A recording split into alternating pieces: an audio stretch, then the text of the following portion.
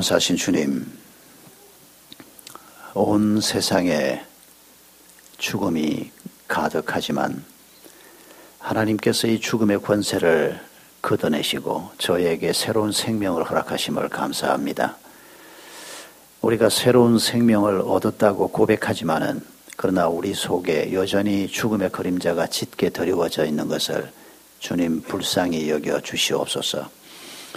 2000년 전 사도 바울께서 사망아 너의 쏘는 것이 어디 있느냐라고 선언하게 하신 분이 바로 주님이십니다.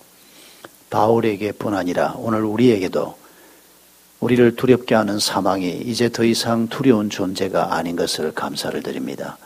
사망의 독침이 이제 우리에게 더 이상 독침이 되지 못하는 것을 감사를 드립니다.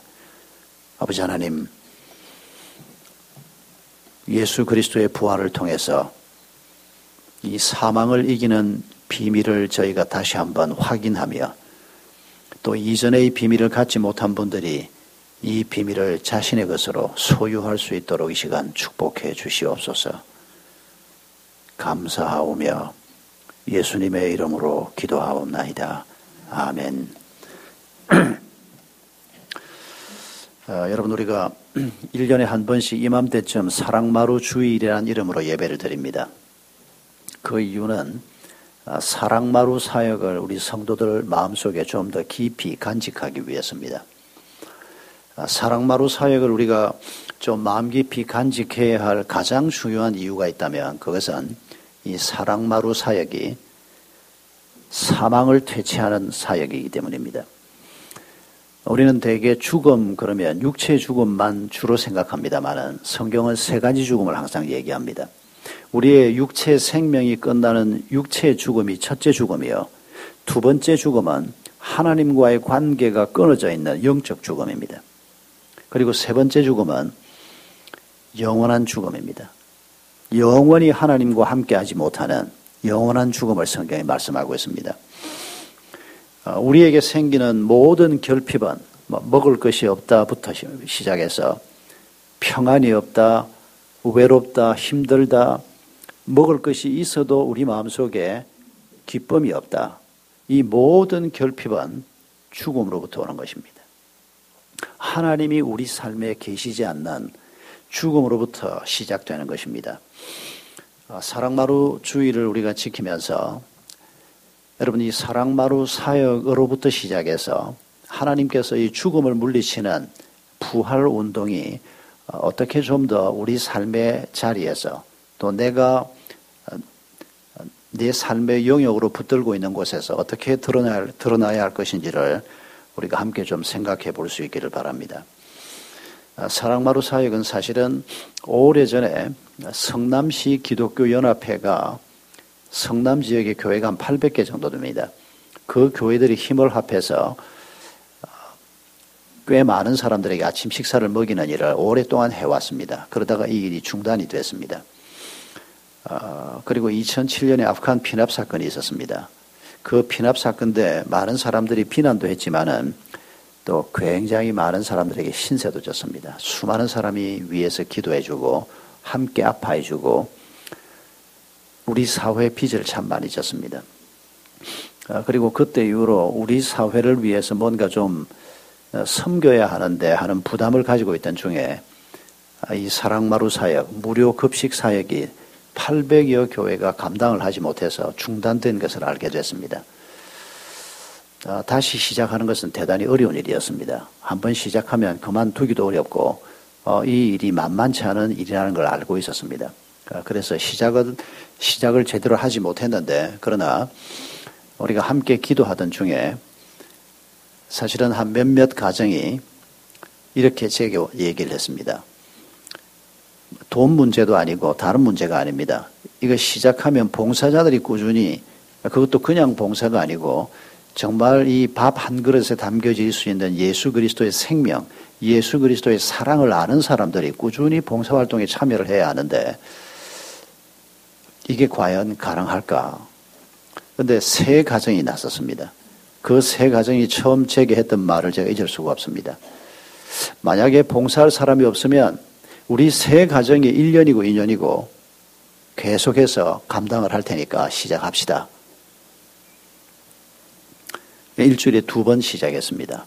800여 교회가 감당할 수 없는 것을 이렇게 시작해서 과연 할 수 있을까 두려움도 있었습니다만은 하나님께서 여러 가지로 이 사역에 헌신하도록 도전을 하셨습니다.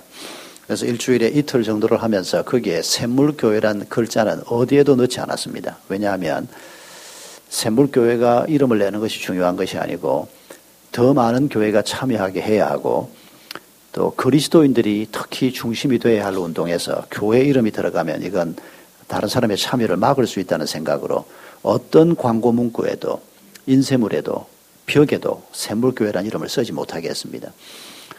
그러다가 주변 교회들이 조금씩 참여하는 일이 진행이 됐고 지금은 주 5회 급식을 하는데 요즘은 매일 아침 한 350명이 와서 밥을 먹습니다. 그리고 그냥 밥만 먹고 가는 것이 아니고 여러분 아까 영상에서 보셨습니다만 그 특송을 할 때 그 노란 옷을 입은 2 사람은 여기 밥 먹던 사람입니다. 옷이 좀 다른 색깔 옷을 입고 있는 분은 샘물교회 찬양 담당 목사님이고 그분이 이 2 사람에게 노래를 가르쳤습니다만은 그리고 이 노숙자 자활 의지가 있는 몇 사람들이 그 샘물교회 이 목사님 집에서 또 우리 사랑마루 담당으로 섬기고 있는 윤주영 목사님 집에서 이 사람들이 목장 모임을 시작을 했습니다. 그리고 건진 사람이 아까 그 2 사람입니다. 이 사람들이 지금 찬양팀을 만들어서 찬양을 하고 있는데 지난 금요일에는 침대 16개가 있는 쉼터를 만들었습니다. 그날 하나님 앞에 감사 예배를 드렸는데 지금 사랑마루가 태평동에 한 50평 공간 2층에 있습니다. 그런데 그 위층 3층은 음악학원이고 4층이 맨 꼭대기층인데 그 4층을 빌렸습니다. 그리고 거기에 휴게실, 여러분 집에서도 옷을 좀 주십시오만은 그 옷장을 하나 큰 방에 하나 만들었습니다. 그러면 누구든지 와서 샤워하고 거기서 그 옷 입고 갈 수 있도록 그런 옷을 큰 방을 하나 만들어서 지금 꽤 많이 모아놓았습니다. 그리고 방 2개에다가 2층 침대를 4개씩 집어넣습니다. 그래서 한 방에 8명씩이 잘 수 있는 그리고 샤워실도 꽤 큰 샤워실을 만들어 놨습니다. 이전에 조그마한 쉼터가 하나 있었는데 이번에 그 쉼터는 폐쇄하고 좀 넓은 공간에 또 재능 기부를 받아서 한 분이 한 달 동안 건축사가 샘물교회 집사님입니다마는 한 달 동안 전부 자기가 나서서 그걸 내부를 전부 다 만들었습니다. 그래서 그날 감사 패도 전달을 했는데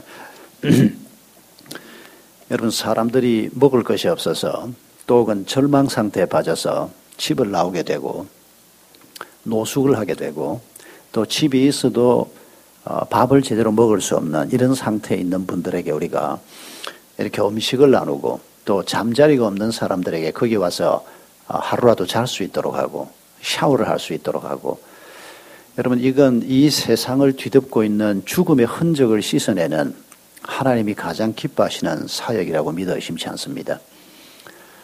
사랑마루 운동을 통해서만 이런 일이 이루어지는 것이 아닙니다. 우리 그리스도인의 삶 자체가 바로 이런 목표를 가지고 나아가야 하는 것임을 성경이 가르치고 있습니다. 금요일날 쉼터 오픈 감사 예배를 드리는 중에 박인영이라고 하는 자매를 홍보대사로 임명을 하는 순서도 있었습니다. 아마 박인영 그러면 여러분 중에서 이 자매를 기억하는 사람은 아마 아무도 없을 겁니다. 요새 방송에 좀 나가고 있는 그런 방송인이긴 합니다만은 그러나 이 사람이 우리 사랑마루에서는 굉장히 유명한 사람입니다. 이 자매가 우리 이성호 목사가 문미엔 팀을 끌고 한 달에 한 번씩 봉사를 올 때 늘 왔던 자매입니다. 근데 작년에 이 봉사를 하러 왔다가 이 자매가 미역국을 몸도 그렇게 튼튼하지도 않는데 이 처녀가 미역국 큰 그 그릇을 들고 움직이다가 넘어지면서 자기 몸에다가 뜨거운 미역국을 쏟아버렸습니다. 그리고는 119가 와서 싣고 갔는데 3도 화상을 입었습니다. 다행히 얼굴은 국을 쏟지 않았는데 이 팔과 다리 부분이 3도 이상의 화상을 입었습니다. 그날이 방송에 나가는 날이었습니다.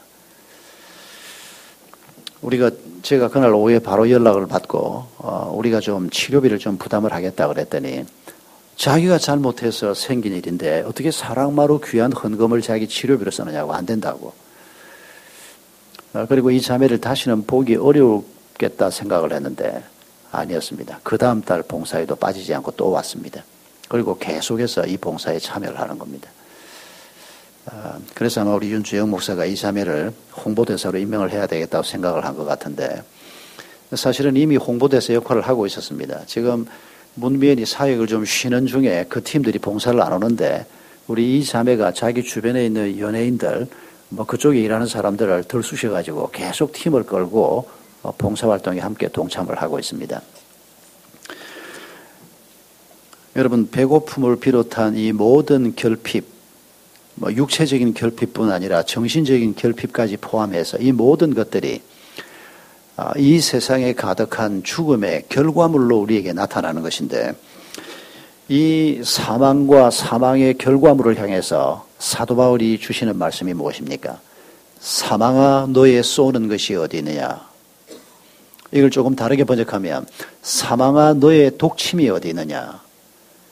여러분 사망이라고 하는 것이 우리에게 얼마나 무서운 독침인지를 우리가 다 알고 있습니다. 생각만 해도 두려운 것이고 아예 그냥 그 죽음이라는 얘기는 우리가 입에 올리고 싶지 않은 무서운 독침을 가지고 있는 그게 바로 사망입니다.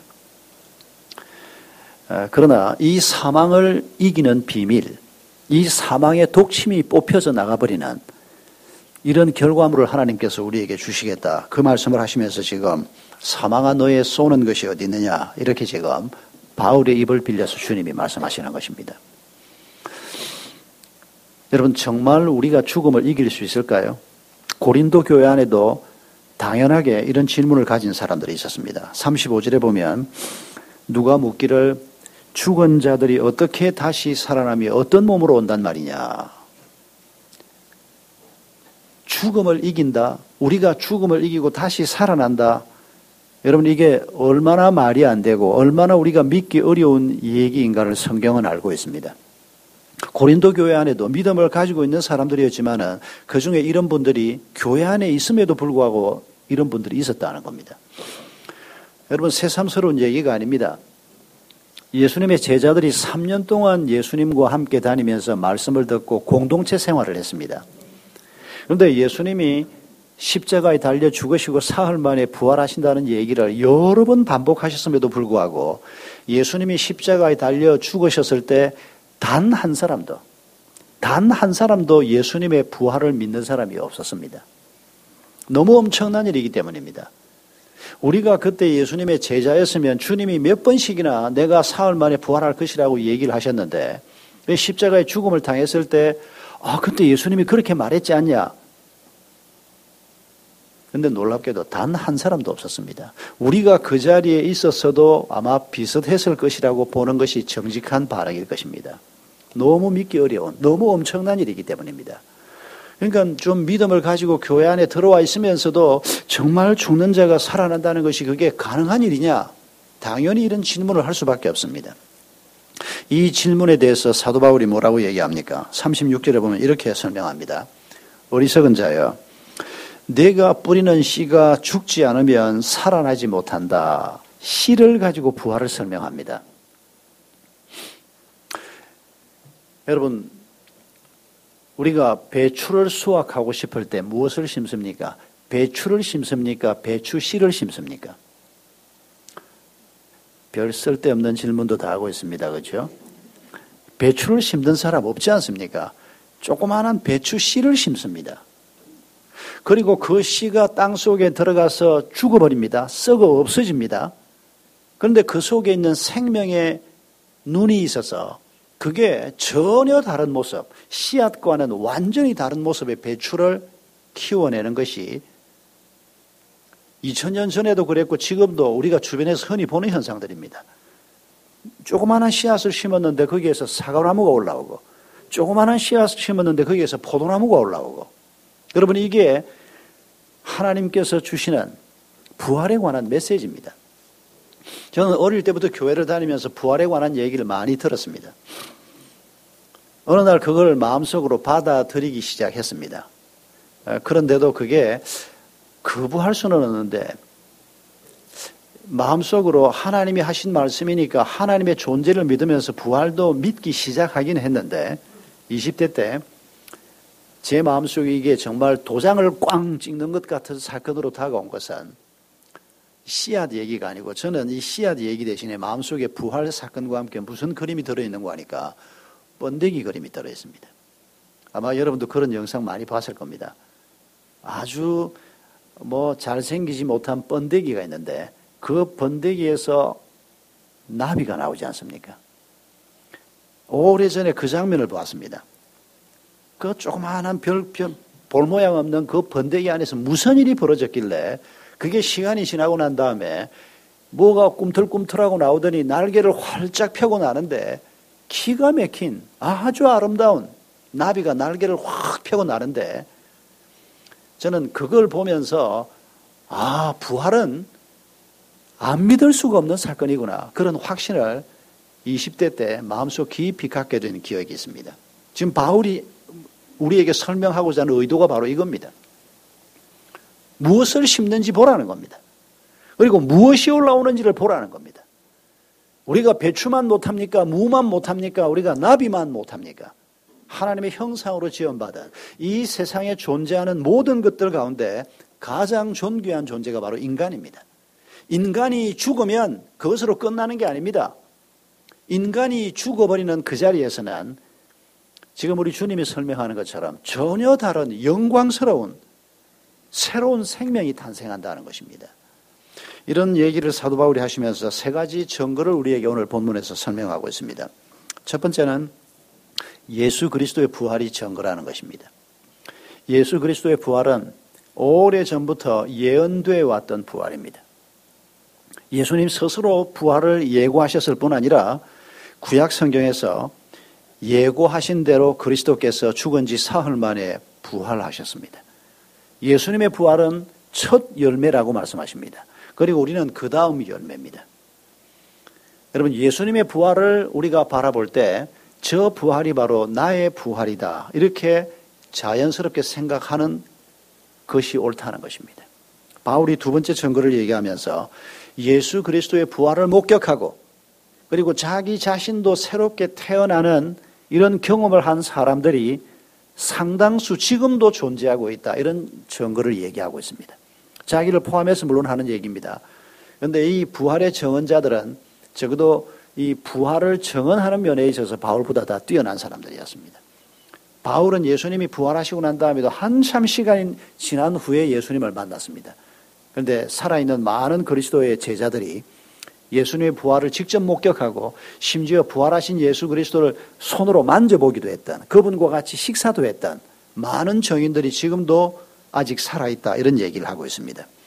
그리고 세 번째 증거물이 바로 자기라는 것입니다.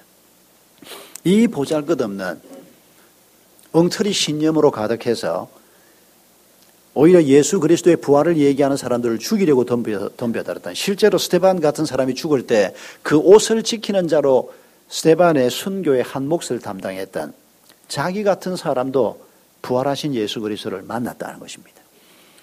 그리고 예수의 생명이 자기에게 임할 때 자기가 전혀 다른 사람,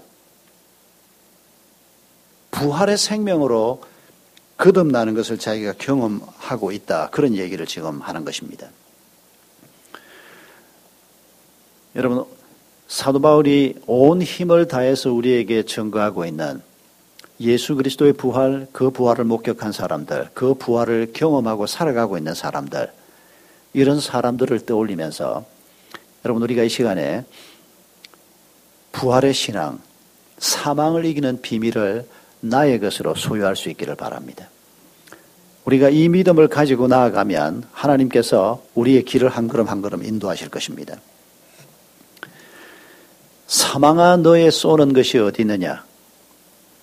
하나님께서 사망의 독침을 제거하셨다는 것입니다. 그럼에도 불구하고 이 사망의 독침을 받고 비틀거리면 안 된다는 것입니다. 그리스도인, 부활하신 예수 그리스도를 수요하고 있는 사람들은 사망의 독침이 전혀 효과가 없는 자다, 이런 의미로 말씀하고 있는 것입니다. 여러분, 지난 금요일 날 넬슨 만델라가 돌아가셨습니다. 95세였습니다. 만델라가 우리의 아버지도 아니고 아저씨도 아닌데 제가 만델라 사망 소식을 듣는데 너무 가슴이 아프더라고요. 마치 내 육신이 죽은 것 같은 그런 느낌이 들었습니다. 그분에 관해서 그분이 살아온 삶에 대해서 마음 깊이 존경하는 마음이 있기 때문입니다. 한 번도 직접 만나본 적이 없지만은 그가 어떤 삶을 살았던가를 생각하면서 그의 죽음의 소식을 듣는데 너무 마음이 아팠습니다. 아마 이런 사람들이 굉장히 많을 겁니다. 왜 넬슨 만델라의 죽음을 수많은 사람들이 애도합니까? 그가 대통령이었기 때문입니까? 아닙니다. 남아프리카 공화국의 최초의 흑인 대통령이 맞습니다. 그러나 그것 때문에 그를 우리가 이렇게 애틋하게 존경하는 마음을 가지고 그를 기억하는 것이 아닙니다. 그가 남긴 위대한 유산 때문입니다. 그가 우리에게 남겨준 유산이 무엇입니까? 죽음이 가득한 남아프리카 공화국, 죽음의 정상이 가득한 정오와 불신과 고통과 멸시, 이런 것들이 가득한 남아프리카 땅에, 그리고 이 인류가 살고 있는 땅에 그가 새로운 생명의 모습을 우리에게 너무도 놀랍게 보여주었기 때문입니다. 그가 27년 동안 감옥에 있었던 것을 우리가 잘 알고 있습니다. 여러분, 한 사람이 27년을 정치적인 박해 때문에 감옥에 가서 있었다. 이건 정말 상상할 수 없는 일입니다. 그리고 그 27년을 감옥에 가 있으면 사람이 다 까부러지고 맙니다. 그 속에서 절망하고 좌절하고 가지고 있던 생각들은 다 벗어 던지게 마련입니다. 그러나 넬슨 만델라는 그렇지 않았습니다. 27년을 보낸 감옥을 빠져나왔을 때가 1990년입니다. 그때 이분들에게, 이 만델라에게 아프리카 민족회의라고 하는 단체 사람들이 찾아와서 뭐라고 제안을 했는지 여러분 기억하시죠? 저 백인들을 몰아내자. 우리가 힘을 합쳐서 저것들을 전부 몰아내자. 무력으로 힘을 합쳐서 몰아내자는 것이었습니다. 만델라가 그 제안을 거부했습니다. 절대적인 지지를 등에 업고 있는 아프리카 최고의 흑인 지도자요. 그가 움직이면 수많은 사람들이 목숨을 걸고 따라 움직일 것을 알고 있었지만은, 그러나 그건 옳은 선택이 아니라고 말하면서 그가 이렇게 표현했습니다. 나는 백인들이 우리나라의 발전을 위해서 이룩해 놓은 것에 대해서 감사한다. 그들을 죽이고 그들을 무력으로 몰아내는 것이 능사가 아니다. 그런 얘기를 하신 겁니다. 만델라가 대통령이 됐을 때 흑인들을 괴롭혔던 백인들 중에서도 고약한 것들을 전부 처벌해야 한다라고 주장했습니다. 그러나 만델라는 그들이 행했던 악행을 우리가 잊지는 않지만은 그들을 용서해야 한다라고, 그래서 흑인과 백인이 함께 남아프리카 공화국을 그리고 인류사회를 새롭게 세워가야 한다. 남아프리카는 흑인만의 나라도 아니고 백인만의 나라도 아니다. 그런 주장을 꾸준히 계속한 겁니다. 그러면서 6,400명의 백인 가해자들, 흑인들을 특별히 힘들게 했던 가해자들을 전부 조사를 해서 사람들 앞에 자신이 잘못한 것들을 고백하게 하고 그들을 감옥에 보내지 않고 전부 사면했습니다. 그리고 자신에게 종신형을 구형했던 검사, 그 검사가 종신형을 구형하고 그리고 감옥에 갔는데 대통령이 된 다음에 그 검사를 자기 집으로 초대를 해서 그를 정중하게 대접을 했습니다. 그리고 직전 백인 정권의 대통령을 만델라가 부통령으로 임명을 하고 우리가 함께 이 나라를 새로운 나라로 세워가자. 일화는 너무도 많습니다. 참 놀라운 분입니다. 어떻게 이런 사람이 존재할 수 있는가, 우리가 경악을 금치 못하는 참 놀라운, 흑인 단체에서 그가 대통령이 되고 난 다음에 백인들로 구성되어 있는, 흑인 선수는 딱 한 명밖에 없고 백인들로 구성되어 있는 백인들의 운동인 럭비 국가대표팀을 해체해야 된다라고 대통령에게 건의를 했습니다. 만델라가 물론 그렇게 하지 않았습니다. 그 럭비팀에 방문을 해서 너희들이 우리 남아공화국을 대표하는 선수들이다. 열심히 잘 뛰어라.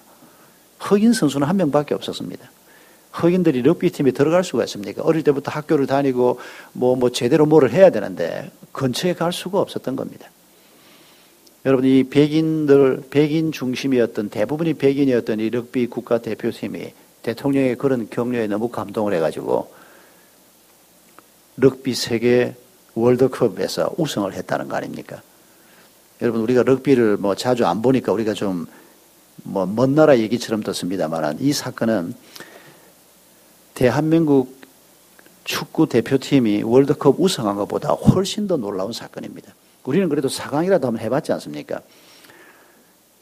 근데 이 남아프리카 공화국의 럭비팀은 전 세계 럭비팀 중에서 그렇게 뛰어난 팀이 아니었습니다. 그런데도 이 사람들이 남아프리카를 대표해서 우리가 뛴다. 대통령의 격려를 받으면서 얼마나 열심히 했던지. 여러분, 만델라가 남긴 발자취는 참 큽니다. 그런데 그가 남긴 그 발자취에서 우리가 기억해야 할 것은 그는 죽음과 싸운 사람입니다. 이 세상에 가득한 죽음의 정상들, 죽음의 결과물들, 정오와 미움과 원망과 결핍과 갈등, 흑백 간의 갈등은 여러분 남아프리카에서 이루 말로 다 할 수 없었지 않습니까? 그런데 그걸 종식시키기 위해서 그가 모든 노력을 기울인 바로 그런 대표적인 우리 시대의 표상이었습니다. 대통령을 딱 한 번 하고 말았습니다. 2번, 3번도 할 수 있을 뿐인데 딱 한 번 하고는 물러서서 그가 남은 생에 했던 일은 에이즈 퇴치 운동이었습니다. 그만한 사연도 있었습니다. 그의 장남이 에이즈로 죽었습니다. 오랫동안 비밀로 지키다가 그걸 공개하면서 수많은 사람들에게 이런 사실을 알려야 한다. 그래서 수많은 사람들을 경고하는 의미로 자기 아들 마가토 만델라가 에이즈로 죽었다는 사실을 선포하면서 그가 마지막 순간까지 현대 재앙이라고 하는 에이즈를 퇴치하는 일을 위해서 이것도 역시 새로운 생명을 심는 일입니다. 죽음의 영향들을 제거하는 일입니다. 여러분 53절 이하에서 사도 바울께서 이렇게 표현했습니다. 이 썩을 것이 썩지 아니할 것을 입겠고 이 죽을 것이 죽지 아니함을 입으리라. 우리는 다 죽을 수밖에 없습니다. 그러나 우리가 죽지 아니할 것을 입는다는 것입니다. 우리는 썩을 수밖에 없습니다. 우리의 몸만 썩는 것이 아니고 우리의 정신도 우리의 영혼도 썩어 문드러져 없어질 수밖에 없는 하나님을 떠난 자들이었습니다. 그러나 우리가 하나님께서 행하신 이 구원을 우리가 알고 예수 그리스도의 부활이 곧 나를 위한 부활인 것을 우리 마음속에 받아들일 때 성령이 우리 속에 거하시면서 이 썩을 것이 썩지 아니함을 입게 되는 역사가 시작되는 것입니다. 그걸 지금 사도 바울께서 우리에게 말씀하시는 것입니다. 여러분 2007년에 나온 버킷리스트라고 하는 영화를 혹시 아십니까? 모건 프리먼과 잭 니콜슨이 주연을 한 영화인데 이 버킷리스트란 말은 죽기 전에 꼭 해보고 싶은 것이라는 뜻이랍니다.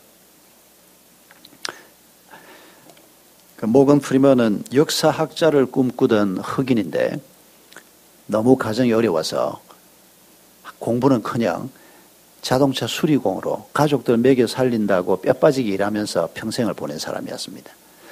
잭 니콜슨은 재주가 있어서 큰 돈을 번 사람이었습니다. 그러나 아내와 자식들에게 버림을 받은 사람이었습니다. 돈은 있었지만은 가정은 완전히 무너져 버리고 그리고 몸에 병까지 든 사람이었습니다. 그런데 이 두 양반이 만났는데 이 두 사람이 의기투합해서 죽기 전에 꼭 해보고 싶은 일을 하나씩 해보자. 그래가지고 둘이서 나서서 뭐 수만 가지를 했다는데 영화를 한번 보십시오. 저도 이번 기회에 이 영화를 한번 보고 싶은 마음이 좀 생기는데 그 리스트를 보니까 좀 실망이었습니다. 뭐 가보고 싶은 곳이 많아요. 뭐 로마를 가보고 싶고 이집트 피라미드를 가보고 싶고 돈 번다고 바빴어요. 또 한 사람은 돈이 없어서 인도 타지마할도 가보고 싶고 이런 걸 못 가본 겁니다. 홍콩도 가보고 싶고 뭐 아프리카 그 유명한 빅토리아 호수도 가보고 싶고 아프리카의 세렝게티에서 사파리도 한번 해보고 싶고 만리장성도 가보고 싶은데 그냥 가보고 싶은 게 아니고 거기에서 오토바이를 한번 탔으면 좋겠고 뭐 이런 계획을 세우는 겁니다. 그 중에 또 뭐가 있는 거 하니까 몸에 문신하기 이런 것도 있습니다. 뭐 문신이야 뭐 돈 좀 내면 가서 당장 할 수 있는데 그걸 못 해봤다는 거죠. 세계에서 가장 아름다운 여성과 키스하기 이런 것도 있습니다. 무스탕 스포츠카를 몰아보는 것 이런 것도 있습니다. 여러분은 죽기 전에 뭐가 해보고 싶습니까? 그런 생각도 한번 안 해보십니까? 죽기 전에 어디를 가보고 싶다. 죽기 전에 뭐를 해보고 싶다. 우리에게도 이런 게 있을 거 아니겠습니까? 예, 도둑질이 아닌 다음에는 그거 다 해보고 죽기 바랍니다. 그러나 여러분, 우리가 오늘 이 본문 말씀에서 사도 바울이 우리에게 말씀하는 버킷리스트를 기억하십시다. 그리스도인이 죽기 전에 꼭 이건 너희들이 이루어 놔라. 이건 너희들이 가지고 살아라. 이렇게 말씀하는 내용이 58절에 나옵니다. 우리가 사망을 이기는 비밀을 터득할 때 예수 그리스도의 부활의 생명을 우리가 누리게 될 때 우리가 이 세상에서 어떤 사람으로 살 것인가를 설명하는 건데 세 가지 중에 첫 번째가 뭔가 하니까 흔들리지 말고 견고하라는 것입니다. 여러분 우리가 얼마나 쉽게 흔들립니까? 돈이 조금 있으면 우측으로 흔들리고 돈이 좀 없으면 좌측으로 흔들리고 돈이 좀 생기면 지가 잘난 줄 알고 우리가 얼마나 쉽게 흔들립니까? 돈이 좀 없으면 세상을 다 잃은 것처럼 생각을 하고 절망하고 좌절하고 여러분 우리가 돈 문제든지 쾌락의 문제든지 출세 문제든지 어떤 문제든지 간에 우리가 세상을 살면서 흔들리지 않고 아니 잠깐 흔들렸다가도 빨리 제자리에 서서 견고하게 우리의 길을 걸어갈 수 있다면 이거야말로 그리스도인들이 꿈꿔야 하는 일이라는 것입니다. 만리장성에서 오토바이 타기 그거는 해보고 싶으면 한번 하십시오만은 이 사람들이 하고 싶어하는 대부분이 보니까 그렇게 썩 관심이 가는 건 아닙니다. 그러나 바울이 얘기하는 걸 들어보면 이건 정말 우리가 해봐야 될 일입니다. 아니 우리가 이런 일을 할 수 있도록 부활의 생명을 우리에게 주신 것입니다. 이 생명을 가진 사람들은 이런 삶을 살 수 있다고 그러니까 너희들이 해보라고 지금 바울이 말씀하시는 것입니다. 두 번째 게 뭡니까? 항상 주님의 일에 힘쓰는 자들이 되라는 것입니다. 주님이 어떤 일에 관심을 갖는지를 기억하라는 것입니다. 주님이 관심을 갖지 않는 일은 너희들도 관심 갖지 말라는 겁니다. 그렇게 사는 것이 가장 수심 않는 인생이기 때문입니다.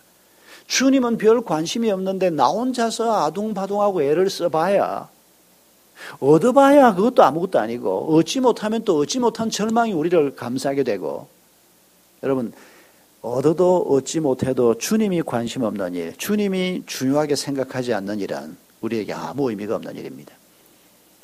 주님이 어떤 일에 관심을 갖나? 주님이 내 가정을 어떻게 세우는 것을 말씀하시나? 아까 우리 구영이 자매가 분당으로 이사 올 때 분당에서 30평대 아파트 하나 사는 것이 꿈이었다고 했는데 그 꿈 이루시기 바랍니다. 그러나 그게 마지막 꿈이 아니라 우리 자매가 아까 고백했지 않습니까? 하나님께서 우리에게 주신 것이 그 정도가 아니고 그저 주님이 애를 써서 우리한테 집 한 칸 주는 거 그거 조금 살다 나면 또 이름 바뀔 건데 내 이름으로 되어있어도 조금 있으면 남의 이름으로 바뀔 건데 그 정도가 아니고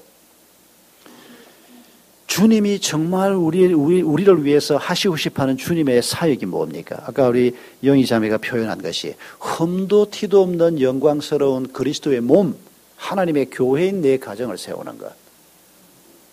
여러분 주님이 관심을 갖는 일들을 발견하시기 바랍니다. 내가 하고 있는 그 일, 돈 벌면 된다. 그 정도 얄팍한 꿈을 갖지 마시고 돈도 버십시오만은 그러나 돈을 버는 정도로 끝나지 마시고 성진하는 정도로 끝나지 마시고 그 일을 통해서 죽음을 이기는 자가 된다. 그 일을 통해서 죽음을 퇴치하는 청소부가 되고 나뿐 아니라 내 주변 사람들도 예수 그리스도의 생명을 공급받는 바로 이런 주님의 사역에 힘쓰는 자들이 되라. 이게 우리의 꿈이 되기를 바랍니다. 바로 이게 우리가 가정에서 자녀를 키우면서 부부가 살면서 평생 동안 마음속에 담고 갈 목표가 되기를 바랍니다. 마지막으로 한 가지 더 사도 바울께서 말씀하시는 것이 그리스도인으로서 주 안에서 내가 하는 수고가 헛되지 않은 것을 알라는 것입니다. 여러분 우리가 그리스도인으로 길을 걸어가면서도 쉽게 절망합니다. 내가 뭐 때문에 이러고 있냐? 목자 여러분 그런 생각 안 듭니까? 안 될 리가 있습니까? 속색이는 인간 하나 보고 나면 내가 저기 내 동생도 아니고 아들도 아닌데 내가 저 인간을 위해서 내가 이렇게 속을 세게 해야 되나. 전에 우리 어떤 목자 하나가, 지금은 샘물교에 있는 형제인데, VIP 하나가 3년을 진짜로 밥만 먹으러 오더라는 겁니다. 목장밥이 너무 맛있다고. 부인이 그 목장에 와서 남편을 이제 VIP로 초대를 했는데, 초대를 할 때 처음에 내가 저녁에 집에서 밥 못 차려주니까 목장 식구들하고 같이 저녁 먹고 싶으니까 당신도 퇴근해서 일로 와서 밥만 먹고 가라. 안 오다가 어느 날 진짜 왔더래요.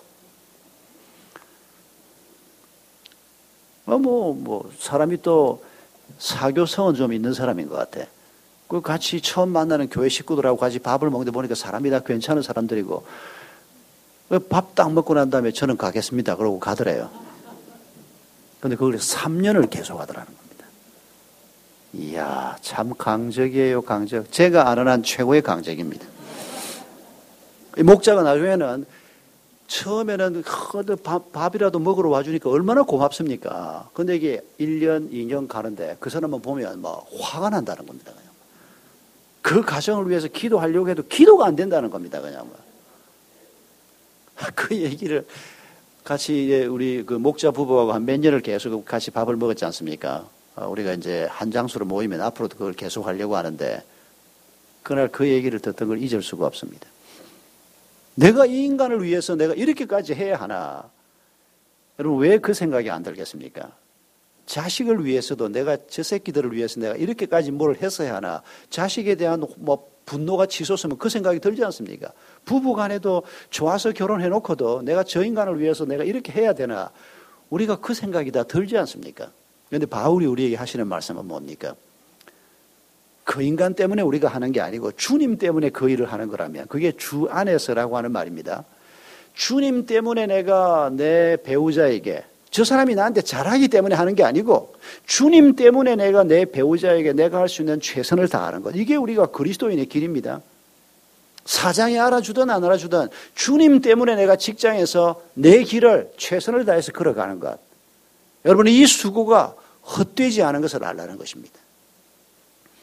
심지어는 배우자도 몰라주고 가족도 몰라주고 부모도 몰라주고 어떤 친한 친구도 몰라주는 그런 상황이라도 우리 마음속에 내가 주님 때문에 이 일을 행한다. 낙심하지 말고 이 길을 가라는 것입니다. 주님이 그 수고의 열매를 주시겠다는 것입니다. 여러분, 이런 확신이 없으면 우리가 뭘 할 수 있겠습니까? 누가 우리한테 그렇게 잘 하겠습니까? 나도 잘 못하는데. 여러분, 예수의 생명을 가진 사람들, 예수님이 부활의 첫 열매요, 그 다음 열매로 이 땅에 존재하는 우리에게는 여러분 바로 이게 버킷리스트가 되어야 한다는 겁니다. 흔들리지 마십시다. 흔들림이 올 때마다 이건 내가 아니야. 하나님, 내가 어떤 상황에서든지 흔들리지 않고 흔들리더라도 그 중심을 잡게 해주십시오. 여러분이 잘 흔들리는 건 뭡니까? 남이 욕하는 소리 들으면 열불이 납니까? 또 어떤 사람은 또 누가 웬만큼 욕해도 끄떡도 없는 사람이 있습니다. 사람마다 참 다릅니다. 말 한마디 듣고 밤에 잠을 못 잔다 이러는 사람이 있는가 하면 그까지는 욕 워낙 많이 먹어가지고 누가 뭐라고 얘기해도 왜 잠을 못 자? 왜 밥맛이 없어? 제가 그런 유형입니다.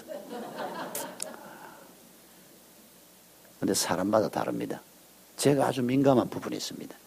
그게 우리의 약점일 수도 있고 장점일 수도 있는데 그래서 우리가 쉽게 흔들리는 겁니다. 흔들리지 않는 인생을 꿈꾸십시다. 그리고 주님이 관심을 갖는 일이 뭔가 거기에 우리가 마음을 기울여 보십시다. 그리고 내가 주님 때문에 하는 수고는 절대 헛되지 않는다. 놀라운 열매가 있을 것이다. 이걸 알고 우리의 길을 걸어가는, 이게 여러분 우리의 남은 인생에서 우리가 꿈꾸는 부활의 생명을 사는 우리의 목표가 될 수 있기를 바랍니다. 여러분, 그리스도인이 걸어가야 할 길이 바로 이 길이라고 주님이 말씀하십니다. 우리가 이런 목표를 가지고 이런 비전을 가지고 우리의 길을 걸어갈 때 우리가 걸어가는 길이 광야처럼 험해 보여도 그 광야에서 아름다운 꽃이 피는 것을 보게 될 것입니다. 낙심하지 않고 이 길을 가겠습니다. 오늘도 우리가 그런 고백을 찬송을 통해서 주님 앞에 다시 한번 올려드리기를 원합니다. 우리 함께 찬송하겠습니다. 불편하지 않으